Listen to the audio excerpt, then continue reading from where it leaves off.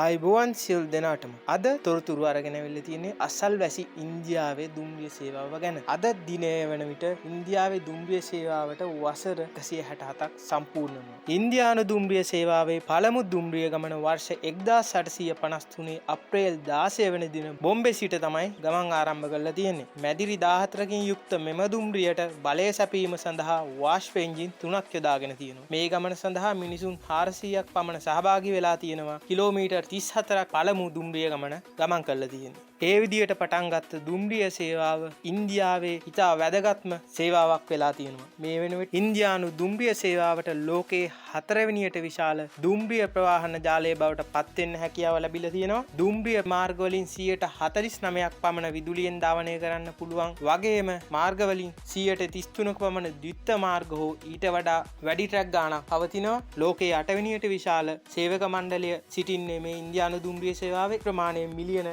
1.3ක් වෙනවා. දුම්රිය සේවාවට අවශ්‍ය මැදිරි හා එන්ජින් බොහෝ විට ඉන්දියාව තුලදීම නිෂ්පාදනය කර ගැනීම තවත් එක් විශේෂත්වයක් වෙනවා. මේ වීඩියෝ එක ගැන ඔයගොල්ලෝගේ අදහස පල්ලෙහායින් කමෙන්ට් එකක් දාලා ඉදිරිපත් කරන්න. තවත් මේ වගේ වීඩියෝ බලන්න channel එක subscribe කරන්න.